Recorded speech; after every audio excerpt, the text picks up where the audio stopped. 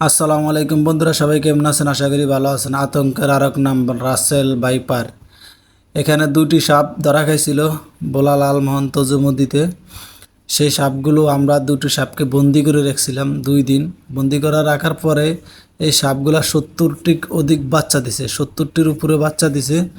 তো সবাই এই সাপ থেকে খুব দ্রুত থাকবেন, এবং বিশেষ করে আমার কৃষি ভাইরা আছেন যারা ক্ষেত খামারে কাজ করেন, গরুর ঘাস কাটতে যান, ছাগল পালতে যান, বিশেষ করে তাদেরকে উদ্দেশ্য করে বলছি, তারা সবাই গামবুট পরে এই কাজ করবেন। আর দ্বিতীয়ত হলো, সবাই এই ভিডিওটা শেয়ার করবেন যাতে এই ভিডিওটা দেখা সব মানুষ সতর্ক হয়ে যায়, এবং সবাইকে সতর্ক উদ্দেশ্য করে এই ভিডিওটা করা। সবাই বেশি বেশি করে শেয়ার করবেন যাতে সবার কাছে ভিডিওটা পৌঁছে যায়।